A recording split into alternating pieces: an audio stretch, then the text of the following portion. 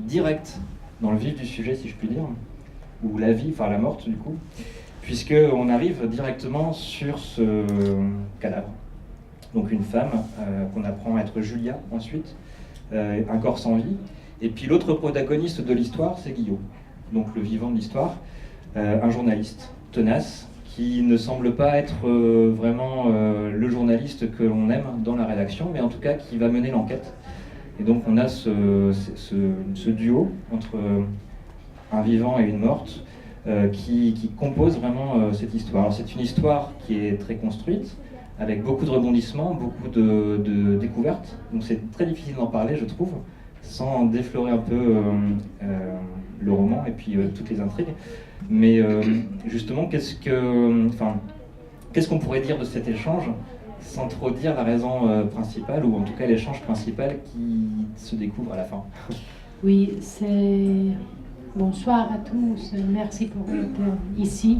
J'essayerai de parler en français, même si je sais que mon français c'est pas si beau, mais je le disais que c'est melting pot, donc c'est ça.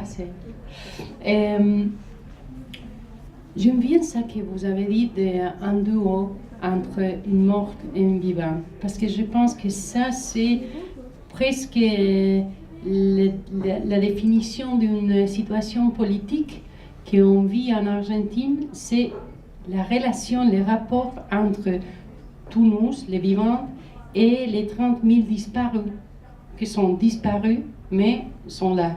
Les disparus sont des femmes et des hommes qui ont été kidnappés et assassinés, mais ces corps ont été cachés. Et donc c'est très difficile de continuer l'histoire sans avoir la vérité sur cette chose. Et ce roman, il y a beaucoup à dire sur l'héritage de la dictature, parce que c'est une histoire qui se passe pendant 2008. Donc c'est pas pendant les temps de dictature en Argentine qui a été entre 1976 et 1983. Et c'est très difficile les nombres en français, c'est très très difficile.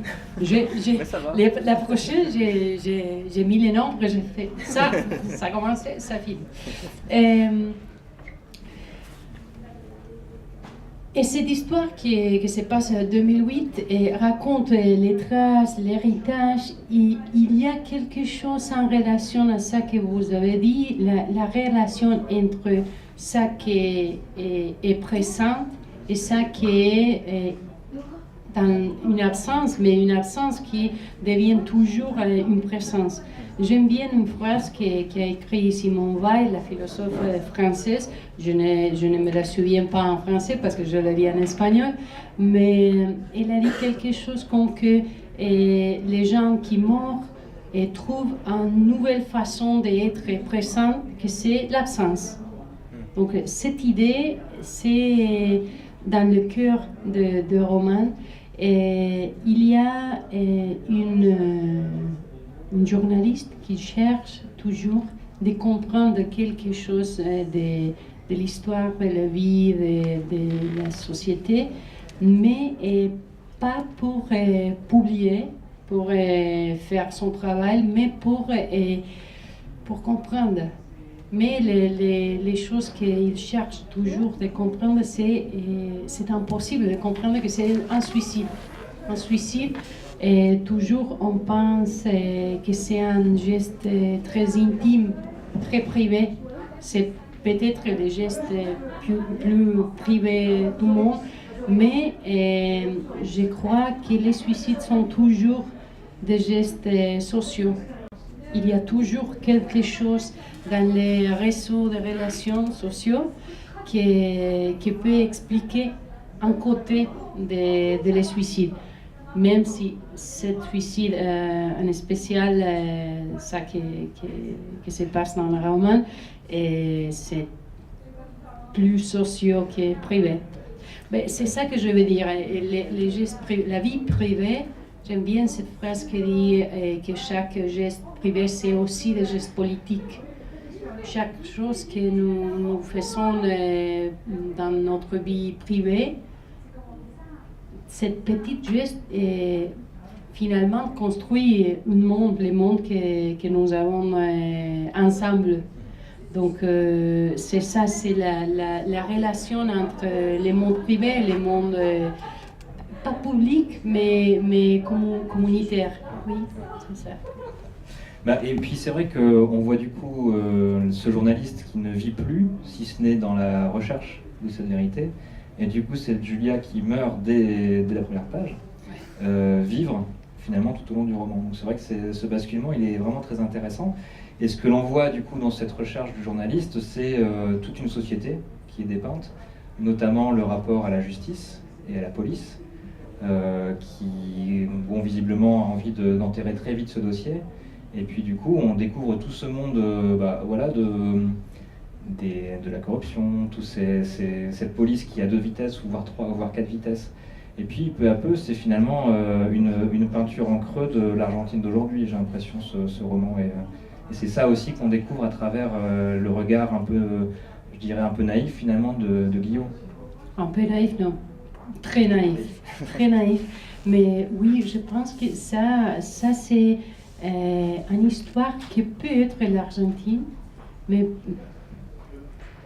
vraiment c'est l'Argentine. Mais peut être aussi quelques pays qui ont vécu les dictatures et le terrorisme d'État, et que ça, qu'il y a un raison caché de pouvoir, parce que c'est vrai que les dictatures ne commencent pas les midis d'un jour et ils finissent les midis d'autres jours, même si on cherche dans les livres d'histoire, ça se dit 24 mars 1976, oh mon Dieu, je dis quelques nombres. C'est pas vrai que ça commence là et c'est pas vrai que ça finit là. Il reste toujours des choses qui sont cachées, parce que on parle d'un pouvoir, le vrai pouvoir. Quand on pense au pouvoir en disant ici, qui est les personnes qui a le pouvoir le plus grand en France? C'est M. Hollande, selon les papiers, selon la Constitution. Mais dans le monde réel, c'est jamais le président de la République. En France, en Argentine, aux États-Unis, aucune personne peut penser que Obama c'est le patron du monde. C'est pas lui. Il y a derrière lui des intérêts plus grands, et ça c'est le pouvoir qui doit être caché. C'est ça le pouvoir, être caché et vigilant en même temps. Pour le cacher, je trouve qu'il y a beaucoup d'écriture. On parle beaucoup d'écriture dans ce livre, Oui. mais pas d'écriture qu'on pourrait penser. Donc il y a ce journaliste bien sûr qui écrit, il y a Julia qui écrit, visiblement parce qu'on trouve ses carnets, mais il y a la police qui écrit beaucoup. Il y a beaucoup de dossiers, on fait beaucoup de dossiers administratifs dans ce livre. Et donc c'est finalement sous une masse de dossiers administratifs qu'on cache la vérité. Oui, nous avons parlé à Radio Plus et que j'aime bien de lire un peu de tout. Pas seulement la littérature, mais aussi les papiers administratifs. Ça, peut-être dans le geste de cacher quelque chose, il devait toute une raison un réseau de pouvoir. Et c'est vrai que la police, presque toujours, écrit pour cacher. Presque toujours. Je ne sais pas ici en France. On va laisser cette question en suspens, peut-être qu'on y reviendra juste après. Alors, juste entre parenthèses, pour expliquer un peu comment je vois la suite de cet entretien, je vais encore poser 2-3 questions, histoire de se mettre en jambe. Et puis ensuite, si vous avez des questions, ça sera vraiment parole à tous, quoi. Dans mes questions, il y a la question, donc on a parlé de cette vie et cette mort qui sont dans une sorte de danse un peu étrange. Et du coup, ça m'a fait penser aux 2 autres livres publiés en France que vous avez édités chez Métellier, L'autobus, où il est question d'un autobus qui ne s'arrête pas dans un village, où des habitants ne veulent pas parler de quelque chose, où des livres disparaissent d'une bibliothèque. Et puis la pièce du fond, où là il est question d'un SDF qui ne parle pas. Donc c'est aussi toujours dans ces continents de silence finalement que vous écrivez. Est-ce que c'est ce silence-là que vous interrogez, qui vous interroge en tout cas?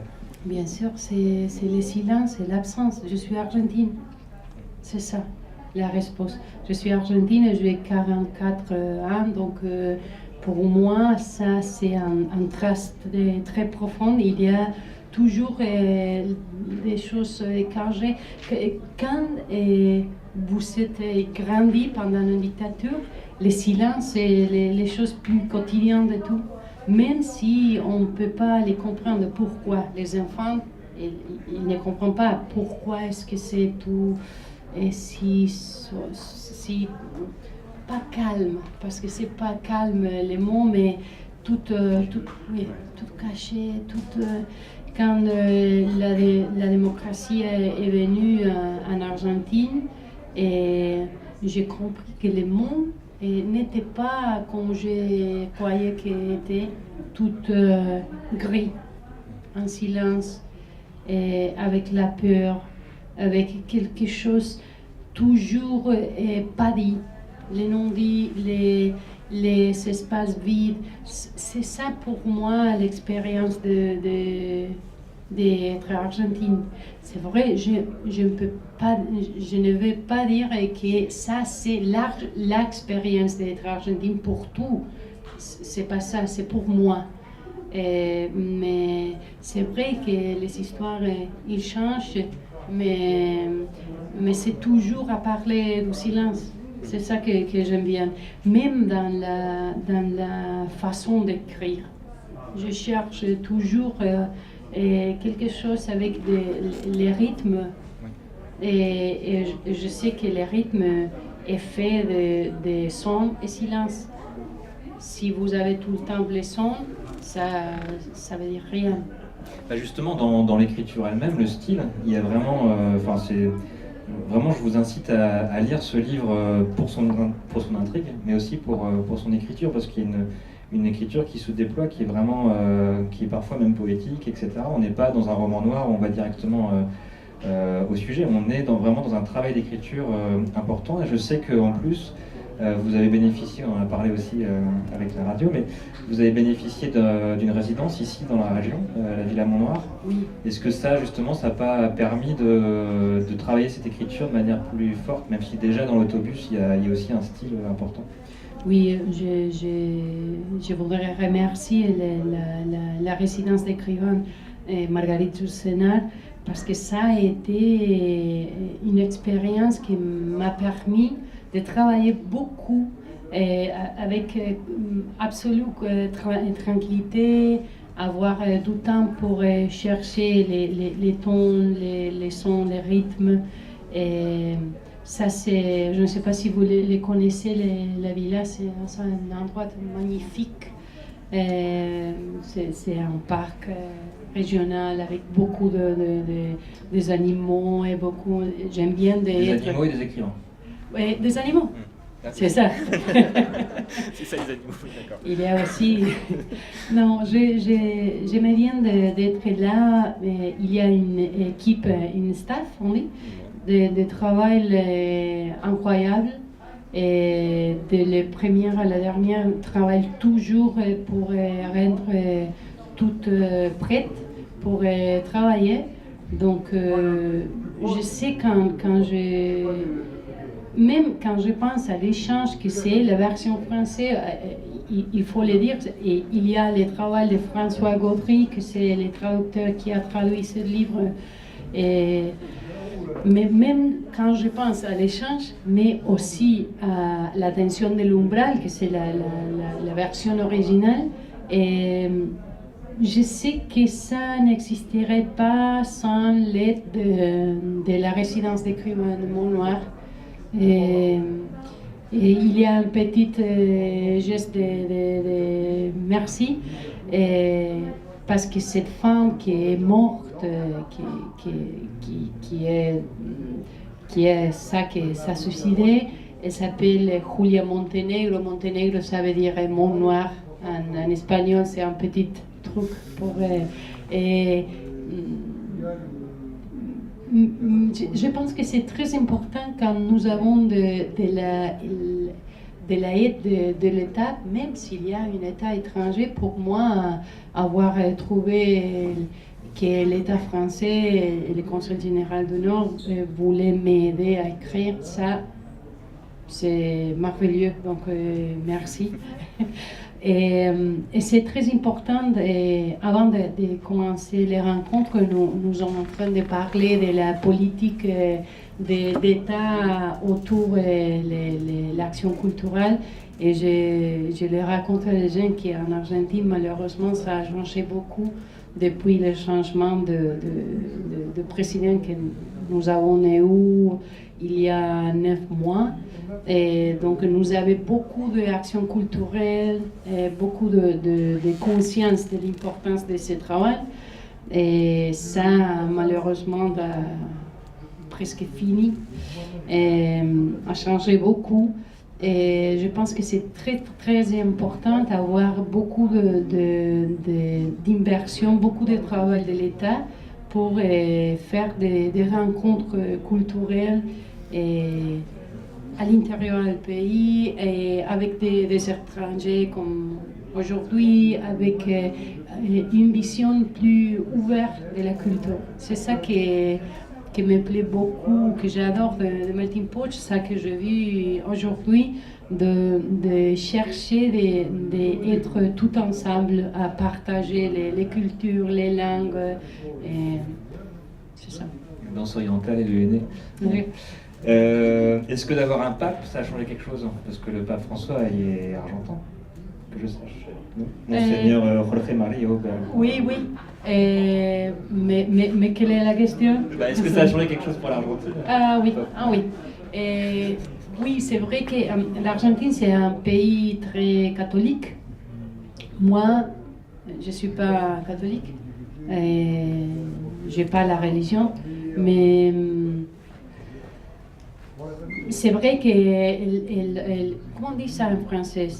Papa?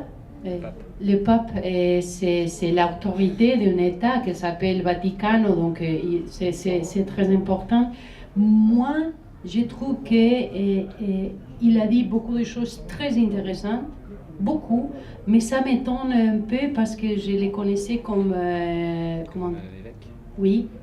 Il y a deux personnes, Bergoglio, ça c'est lui avant d'être le pape. Et maintenant le pape, et pour moi c'est difficile d'avoir les liaisons entre une chose et l'autre parce qu'il avait un autre discours là-bas. Donc pour moi c'est encore, quand je l'écoute, quand je l'entends, je dis ça c'est bien. J'aime bien des leaders religieux qui parlent d'être ensemble, d'être respectueux, de chercher la paix, j'aime bien ça. Mais oui, pour moi c'est un peu difficile. Je pense que peut-être avec les autres papes, ça a été... C'est le regard qui change. Hier soir, j'étais à Vienne, à l'anniversaire de la librairie Luciole, et ils ont parlé beaucoup. Il avait un écrivain qui parlait de comment ses pères ont vu la possibilité de la présidence de François Mitterrand comme une situation dangereuse, pas que heureuse, parce qu'il venait de l'Algérie et il en a eu une expérience un peu difficile avec lui.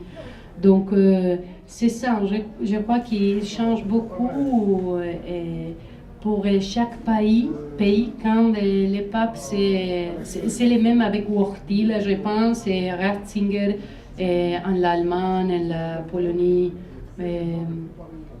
J'espère que tout ça qu'il dit, peut être vrai. Parce que ça, je l'aime. Ça qu'il dit, je l'aime. Mais l'Église catholique a eu un rôle si difficile pendant la dictature. Ils ont aidé les militaires. Tout le contraire qu'au Brésil. En Brésil, il avait une église très avec le peuple.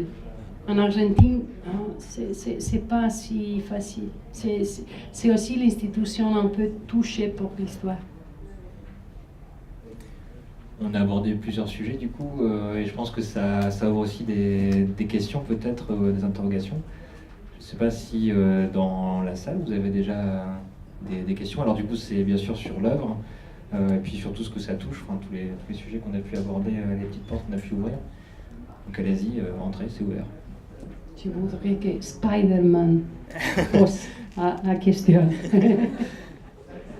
Abel, tu as une petite question? Le président de l'association.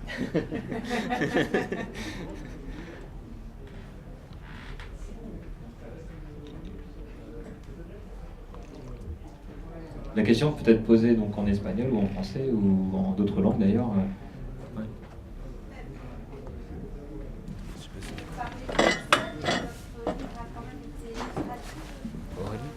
Quel regard vous avez porté sur la traduction en français? Est-ce que alors, vous étiez d'autant plus sévère que vous parlez visiblement très bien cette langue? Et moi, j'ai fait confiance. Et mon éditrice, c'est Anne-Marie Métellier. Ça c'est tout. Si je dis les noms, les gens qui sont dans le monde des livres comprennent très, très vite. Et j'ai fait confiance qu'elle va trouver le meilleur traducteur possible pour chaque livre. Les premières, l'autobus, a été traduit pour René Solis, que je les connais, magnifique. Et les deuxième et les troisième ont été traduits pour François Gaudry. Je ne les connais pas personnellement, mais je trouve que son travail ressemble à une blague, mais c'est vrai. Je trouve que les livres sont mieux en français qu'en espagnol.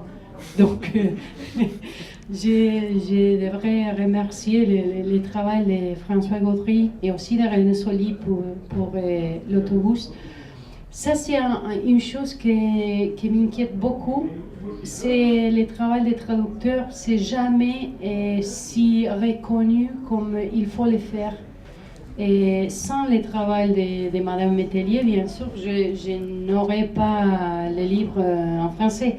Mais quand j'ai vu l'attention de l'Umbral, ça c'est la version originale, les livres en Argentine, je l'ai fait. C'est moi. Mais quand j'ai vu l'échange, ça c'est un travail qu'on fait pas ensemble, mais toutes les deux avec Monsieur Gaudry. Et ça, on pense toujours aller à la librairie et acheter les derniers livres de Kundera, ou je ne sais pas, Herta Müller.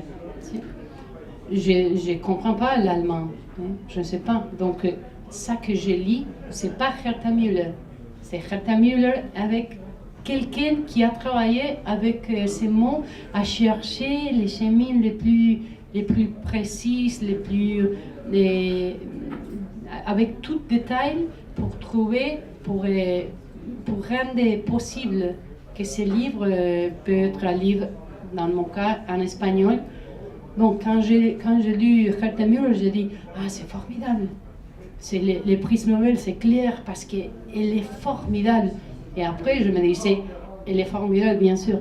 Mais aussi, il y a quelqu'un qui a trouvé le chemin pour donner ça pour moi dans une langue étrangère.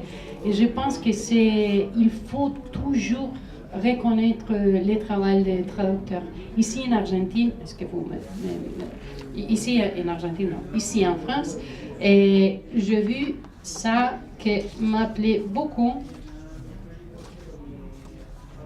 C'est dans la première page, c'est tout de suite derrière les titres, et c'est très, très clair les noms. En Argentine, c'est pas si habituel à voir les noms c'est un petit truc ici, petit, avec les lettres comme ça.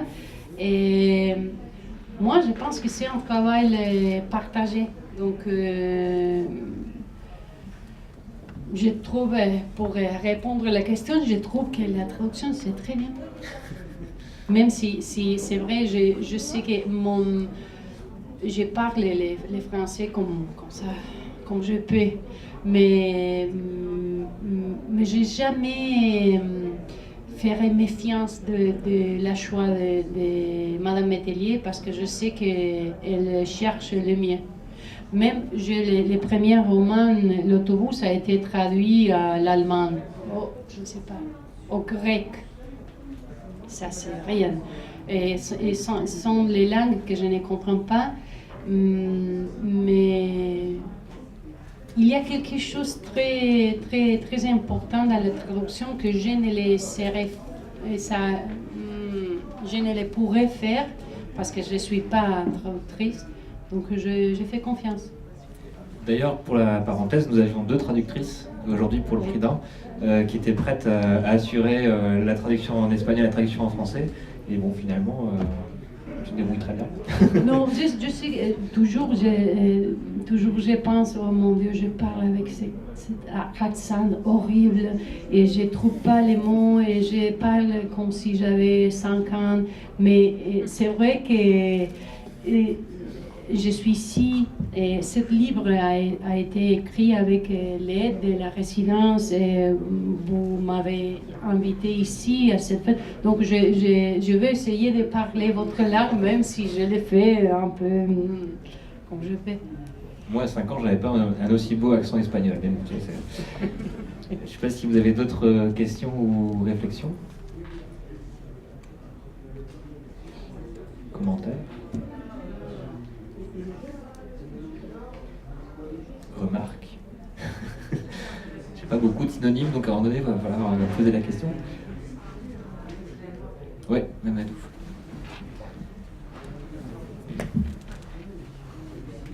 Une question là, c'est par rapport à ce que vous avez dit dans votre bouquin là, le régime dictatorial. Donc, les pays latinos et les pays africains, c'est presque le même régime. Moi, j'ai à cheval entre les deux. Le départ dictatorial, ensuite, après, on dit démocratique, mais bon, ça c'est ce qu'on dit sur le papier, mais la réalité c'est autre chose. Mais est-ce que si en Argentine, c'est presque le quotidien que les gens vivent toujours avec le même ressentiment dictatorial ou ils ont un peu tendance à changer un tout petit peu? Ou par exemple, chez nous en Afrique, on dit que c'est réellement un régime démocratique, mais les gens dans le quotidien, dans la tradition, c'est comme toujours le même régime qui continue. Parce que celui qui s'approche au pouvoir, soit il modifie la constitution, si on dit que c'est 2 mandats, après les 2 mandats, il modifie la constitution, il reste. Si la population se révolte, c'est des massacres. Donc est-ce que c'est toujours le même exactement en Argentine? C'est difficile à répondre. C'est vrai que nous avons la démocratie depuis 30 ans, et 33 ans. Donc, c'est ça, nous avons la démocratie, mais c'est vrai qu'il faut la construire. C'est pas un papier qui dit maintenant on doit aller à voter, et c'est tout. Et ça change chaque fois que nous avons des élections. Pendant les gouvernements, les derniers gouvernements, et il y avait quelques situations, pour moi, selon moi, plus proches à comportement démocratique. Et ça a changé un peu, mais même si le président actuel, je ne l'aime pas, ça, je crois que c'est clair, et je ne l'ai pas voté, mais c'est un président démocratique. C'est ça qu'il doit être attentif, de toujours travailler pour que chacun peut faire des élections qu'il veut, et ça change un peu. Mais c'est vrai qu'il y a quelques décisions qu'a pris les nouvelles présidentes qui sont un peu difficiles. un peu riesgosas, dangereuses, parce que il a retourné, par exemple, les autogouvernements à l'armée. Ça, c'est un peu difficile si vous avez la démocratie. C'est pas facile. Il doit être toujours le président, à être le chef de toutes les forces armées. Mais comment c'est dans les têtes, dans l'esprit des gens, c'est très difficile de répondre. Et il y a des gens qui disent toujours on doit travailler pour construire la démocratie. Et il y a des gens qui travaillent comme dans la romane pour construire tout le contraire, les réseaux de pouvoir totalitaires. Mais vous avez dit, bon, on dit la démocratie, mais ça c'est dans les papiers, c'est pas. C'est ça, les modèles politiques sont une intention, ils doivent les faire. Donc on peut dire nous sommes la démocratie, mais si nous n'avons pas les comportements démocratiques, ils sont tous les jours les petits gestes d'être ensemble, d'être respectueux, de pouvoir vivre ensemble. C'est ça la démocratie. Je crois que c'est ça, c'est trouver ça que les papiers disent et rendre la réalité, la vérité de la vie sociale. Ça c'est clair, j'ai la sensation que j'ai parlé en polonais, en langue inventée. Enfin, moi, je trouve ça clair. Après, je sais pas si c'était clair pour tout le monde. Autre question?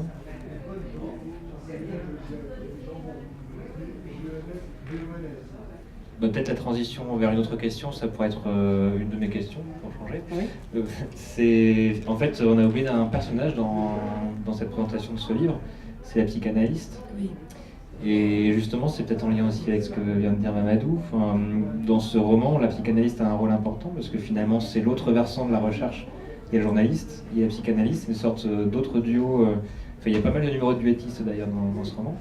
Et cette psychanalyste a un rôle très important pour essayer de comprendre ce qui se passe sous les documents, sous les papiers et du coup sous les apparences de la vie sociale.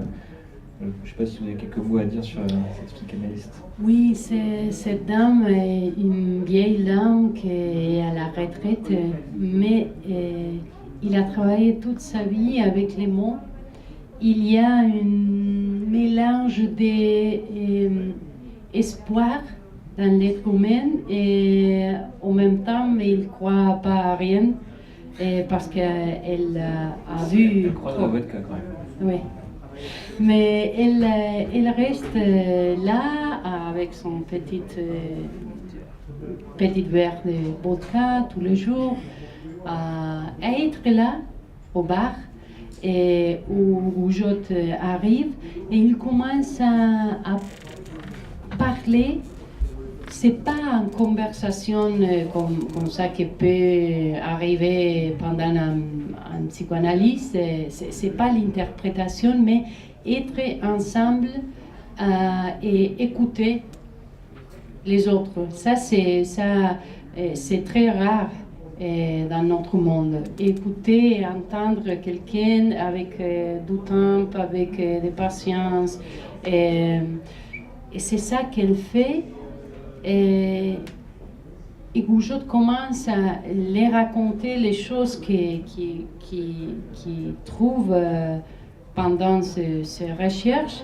Et elle a commencé à comprendre quelque chose, je ne peux dire plus parce que ouais, c'est ça les trucs de roman, mais c'est vrai que Ostots, que c'est cette femme, et elle a travaillé toute sa vie avec les mots, mais aussi avec les silences, avec les choses cachées, avec les absences. Donc elle a un regard très, très spécial sur tout ça qui se passe dans l'histoire. Et je l'aime bien, ce personnage. Et il arrive à trouver des personnages que je les déteste. C'est ça, chaque fois quand je commence à raconter une histoire, il y a quelques personnages que je préférerais laisser tomber, mais je dois raconter l'histoire. Et il y a,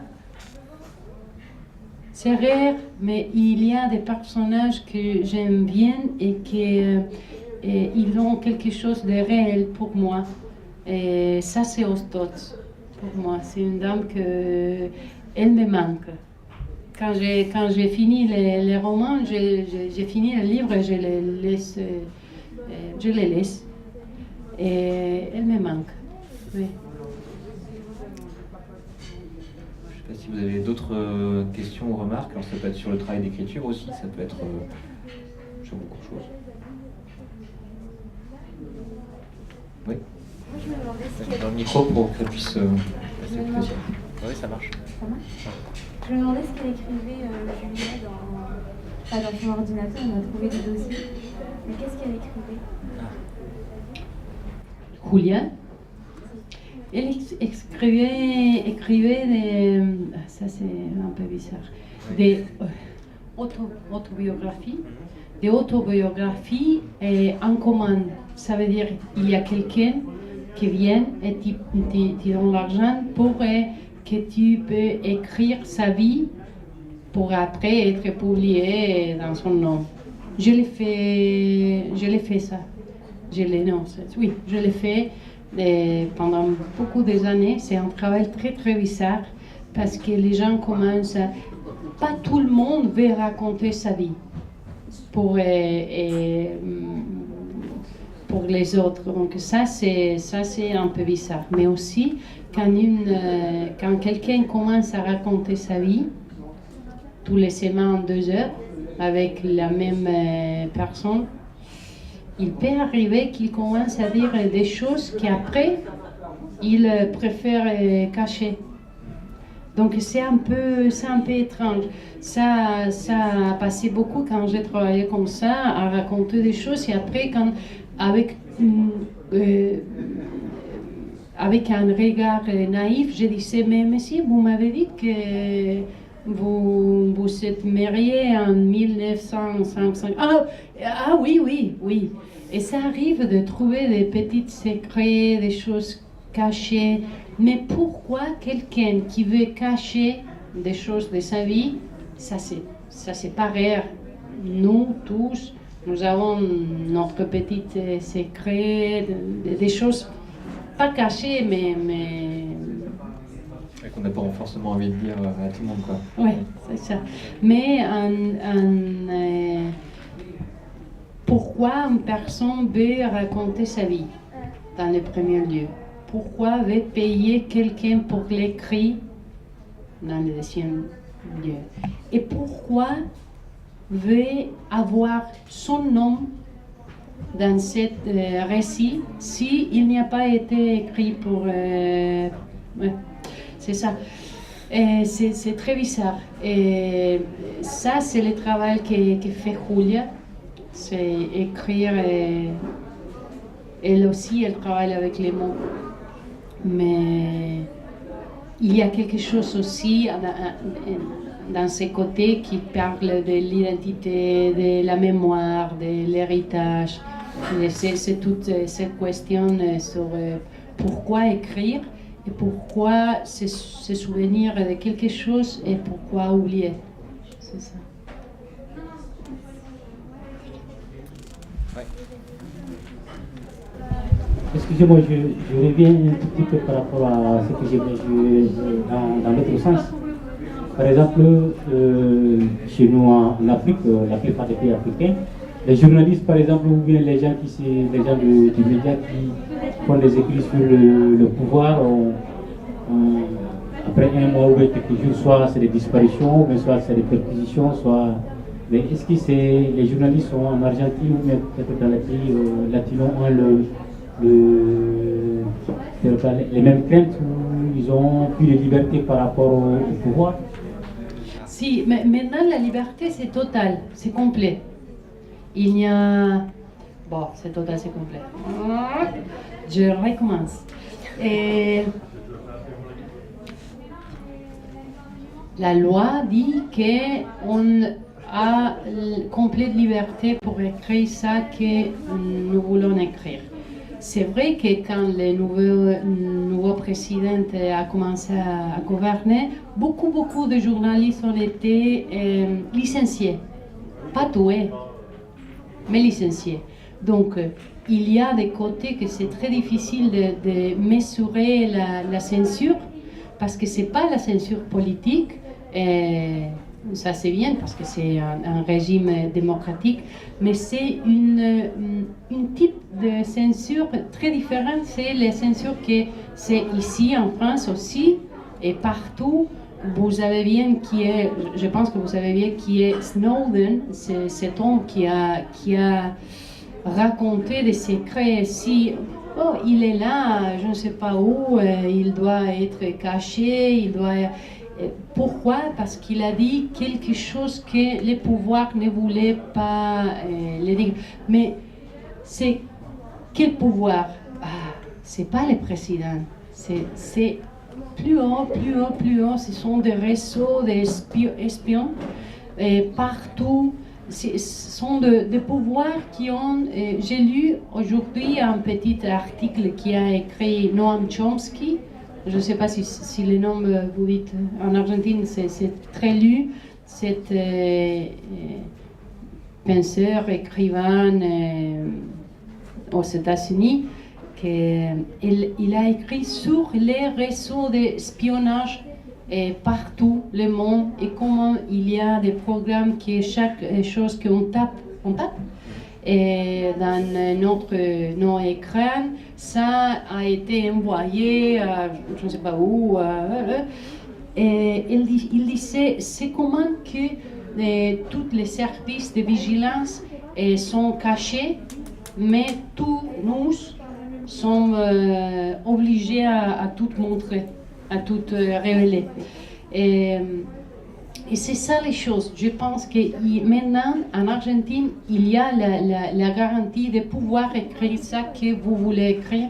Je l'ai fait, mais c'est vrai qu'il y a beaucoup de journalistes qui trouvent qu'ils ont perdu son travail pour dire des choses pas convenientes. Et ça, c'est difficile parce que si vous avez les enfants, si vous avez la famille, il faut. Ça commence une chose très difficile d'être un peu plus, je ne sais pas, silencieuse dans l'opinion. C'est pas la censure qu'il y avait pendant la dictature qui a été Rodolfo Walsh, pour dire un nombre de journalistes qui a écrit des choses incroyables en Argentine pendant la dictature, a été tué. Il est disparu. C'est ça, c'est-à-dire la vérité et être tué. C'est pas comme ça maintenant. Mais je crois, c'est les mêmes choses. Je ne sais pas, je crois qu'en France, c'est les mêmes. S'il y a quelqu'un journaliste qui dit quelque chose que ces pouvoirs cachés ne veulent pas être révélés, ça peut être un problème. Et c'est difficile parce que pendant les situations dictatoriales, on peut voir très clair qui est l'ennemi. Pendant la dictature argentine, a été la junta militaire, ça veut dire le gouvernement. Maintenant, en Argentine et partout, c'est qui l'ennemi? C'est qui ce pouvoir caché, si pervers, qui fait que tout le monde peut être pendant une dictature, mais une dictature différente. Maintenant, dans l'Amérique latine, je crois qu'il n'y aura pas les coups d'État comme dans les années 70, mais il y a quelque chose qui sont très graves, comme au Brésil. Et dans ce pays, le président, c'est Dilma Rousseff, elle a été quittée du pouvoir, je ne sais pas comment dire, Virée. Oui, pour 50 personnes qui ont qui ont dit non à ça qui 50 millions de personnes ont élu. C'est sa présidente. Si on voit les lois, ils ont trouvé les petits chemins pour les faire, même si ce n'est pas un coup d'État. Mais mon Dieu, c'est un coup d'État. C'est un coup d'État à la nouvelle façon, parce que c'est ça que vous avez dit, on dit la démocratie, mais après on voit si ça, ouais, c'est ça, il faut être très attentif. Maintenant, je pense qu'au Brésil, il y a un président qui n'était pas élu, même s'il y a tout, on peut faire rien, sauf le dire. Chaque fois que je peux, je le dis, attention, il y a un président qui s'appelle Dilma Rousseff, et elle a été quittée de la présidence pour les pouvoirs cachés. Les mêmes choses, ça passait en Paraguay il y a quelques années. Les pouvoirs des grosses entreprises, des choses pour, comment on dit ça, pour l'agriculture. Merci. Pour l'agriculture, et on voulu, cette grosse entreprise, Monsanto, c'est ça, on voulu changer les choses, et on dit, ah, mais c'est le président, ils l'ont fait. Donc on dit, oui, c'est la démocratie, on fait les élections, il faut les faire, mais il faut faire en plus, travailler tous les jours pour rendre ce pouvoir si caché plus visible.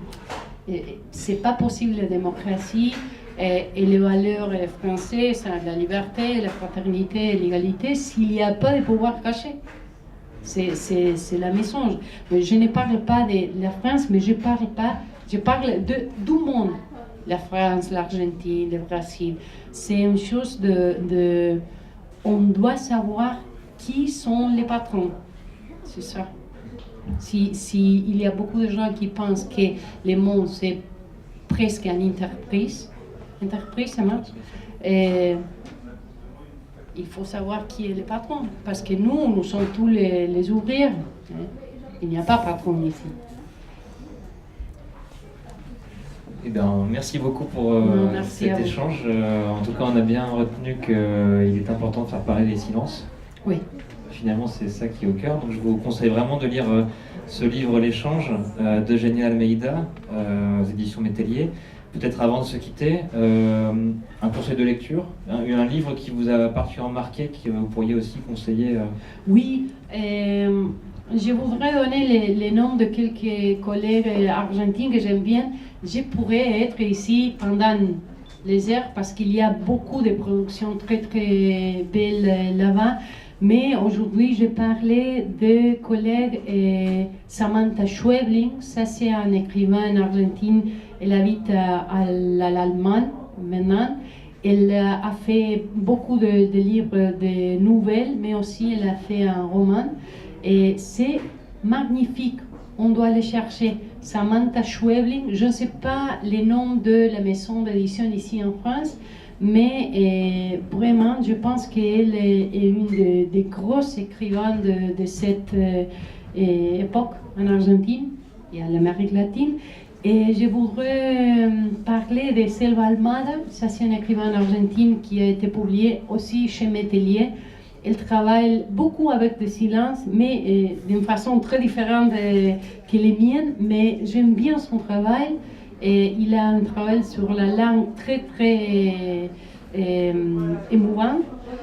Donc Selva Almada chez Métellier, je crois qu'on peut trouver deux de ses livres en français et aussi je ne sais pas les noms en français, en espagnol c'est L'énigme de Paris, mais je crois que c'est Le cercle de 7. C'est une histoire de Pablo de Santis, c'est un grand écrivain argentin qui raconte une rencontre entre les détectives plus fameux du monde à la foire de l'exposition de Paris aide-moi avec les... Oui. et ils sont tous ensemble à parler de ces façons de mener l'enquête. Donc c'est un livre merveilleux, que c'est un roman noir, un polar, mais aussi un petit manuel sur les polars, parce qu'il y a tout là, c'est très petit, mais c'est incroyable. Et je disais que je ne peux pas arrêter de lire ce livre, et donc vous pouvez les trouver, c'est Pablo de Santis chez Métellier. Je ne me souviens pas le nom, mais dans la couverture, il y a les dessins de la Tour Eiffel. Oui. On retrouvera les références sur le site de livetail.com. Merci à tous, merci à nouveau à l'équipe, la fine équipe du Melting Pot, parce que ça a vraiment été une très belle journée. Et merci d'être venu, j'allais dire d'Argentine jusqu'à Courrières. Non, merci pour l'invitation et pour moi, avoir cette rencontre, parler avec vous, je ne peux pas dire comme ça, me fait du bien, me donne les idées nouvelles, donc merci. Et on se retrouve juste après pour le pot de clôture en musique avec, alors là c'est du polonais, on change directement, mais je vais essayer de le dire, Capella Wiosna. Merci à tous. Merci.